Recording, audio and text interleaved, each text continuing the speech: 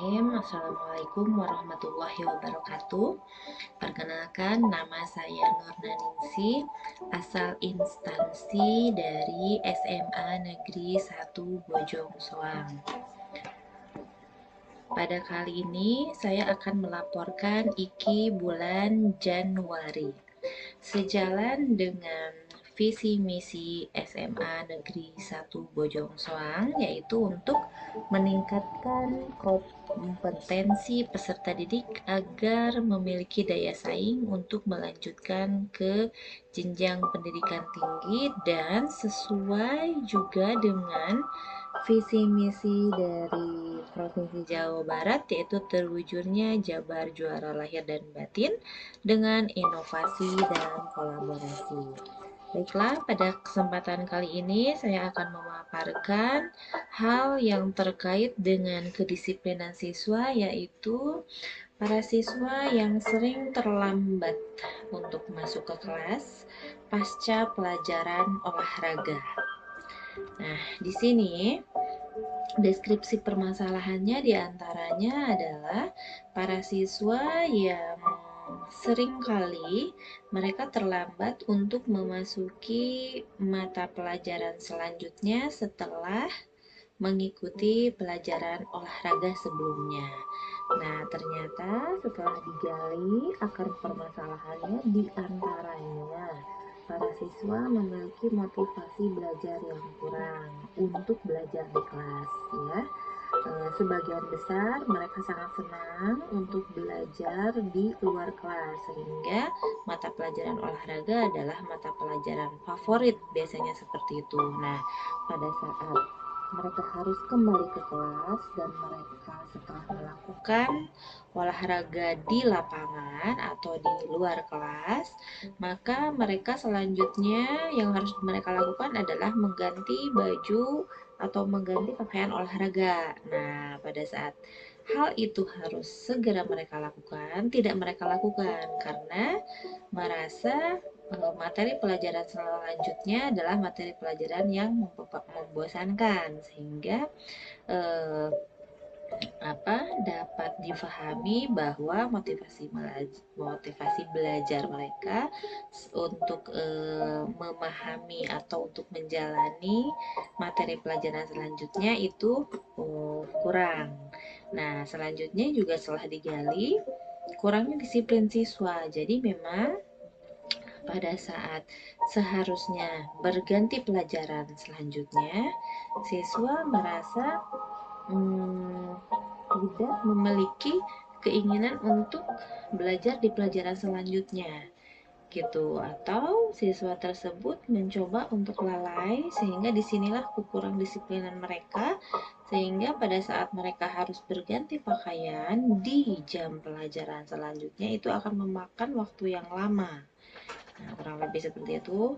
Akar permasalahan selanjutnya yaitu kurangnya manajemen waktu dari mereka dan juga kurangnya manajemen diri. Nah, sesungguhnya di setiap pelajaran olahraga itu selalu diberikan waktu untuk berganti pakaian, karena kebetulan untuk jam pelajaran olahraga yaitu 3 jam, ya. 2 jam untuk olahraganya, lalu untuk di awal ada pemberian materi sedikit dan di akhir ada waktu untuk para siswa untuk mengganti pakaian gitu. Jadi di situ kurangnya manajemen waktu mereka dan kurangnya manajemen diri. Apabila mereka sigap tahu apa yang harus mereka lakukan, maka seharusnya memang mereka langsung bergegas memanage dirinya dan langsung bergegas memanage waktu. Dengan waktu yang ada, saya harus sesegera mungkin mengganti pakaian olahraga. Kurang lebih seperti itu. Baik, selanjutnya solusi alternatif permasalahan yang ditawarkan diantaranya yaitu untuk membangkitkan motivasi, ya. Jadi para siswa seperti ini biasanya tidak cukup dengan hanya dinasehati atau dikata-katai atau dipanggil, hanya dibilang bahwa kamu tidak boleh seperti itu bla bla bla. Nah, untuk siswa seperti ini biasanya kami dari pihak BK itu membacakan atau memaparkan kisah sukses seseorang. Jadi memang untuk anak-anak yang seperti ini perlu dipantik kepekaannya bahwa orang untuk mencapai sukses itu tidak mudah, butuh perjuangan yang kuat, butuh perjuangan yang membutuhkan peluh gitu. Jadi artinya ada istilah yang bernama berakit-rakit ke hulu, berenang-renang kemudian, seperti itu ya. Jadi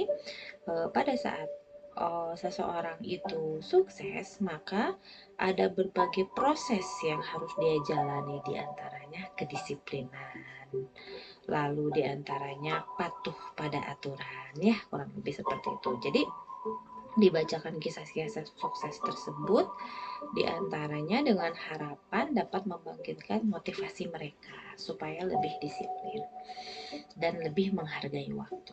Nah, selanjutnya di sini dilakukan manajemen. Siswa diajak untuk bisa memanage waktu dengan baik ya. Tadi sudah pemberian motivasi bagaimana caranya siswa tersebut bisa menghargai waktu, dan selanjutnya anak diajak untuk berpikir dengan waktu yang ada bagaimana dia bisa memanage waktu dengan baik, bergegas segera mungkin ke kamar mandi, berganti pakaian, dan setelah itu bisa siap untuk menghadapi mata pelajaran selanjutnya. Nah, lalu solusi yang terakhir yaitu berkaitan dengan kedisiplinan. Siswa diingatkan untuk membuka kembali tata tertib sekolah karena bisa jadi para siswa lupa. Ya, apalagi untuk para siswa yang abai, mereka biasanya bahkan mungkin pura-pura lupa. Nah, di sini dari pihak sekolah berusaha untuk mengingatkan kembali kepada mereka bahwa di antaranya tata tertib sekolah itu masuk ke dalam kelas untuk mata pelajaran dengan tepat waktu, ya seperti itu. Oke, selanjutnya hasil pemecahan masalahnya yang berkait dengan motivasi. Di sini siswa sebagian besar termotivasi untuk mencontoh biografi orang-orang sukses ya, bahwa orang-orang sukses tidak instan, ada proses yang dilakukan termasuk diantaranya proses menepati waktu, proses patuh pada peraturan dan lain sebagainya ya. Lalu selanjutnya berkait dengan kedisiplinan, setelah siswa diingatkan tentang tata tertib sekolah dan harus tepat waktu masuk ke dalam kelas, para siswa mencoba untuk memaksakan diri supaya saya bisa mematuhi tata tertib sekolah. Nah, setelah siswa memaksakan diri, lama-lama mereka menjadi terbiasa dan akhirnya kebiasaan yang mereka lakukan adalah kebiasaan baik dan positif. Yang selanjutnya berkaitan dengan manajemen, yaitu siswa membuat daftar list kegiatan yang sehari-hari harus dilakukan. Pada hari ini pas pelajaran olahraga misalkan, berarti saya harus bergegas membagi waktu saya, kapan saya olahraga, kapan saya harus berganti pakaian, kapan saya harus ke kantin dulu, barangkali kapan saya harus makan dulu, dan lain sebagainya. Selanjutnya, hasil pemecahan masalah yang terakhir yaitu dengan melakukan konseling.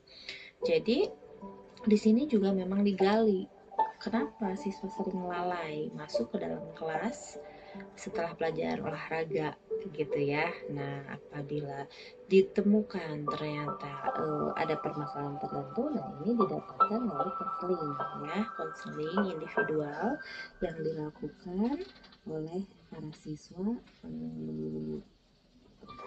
satu demi satu siswa. Oke, baik. Terima kasih atas perhatiannya. Mohon maaf apabila ada kekurangan, dan semoga apa yang disampaikan bermanfaat untuk kita semua.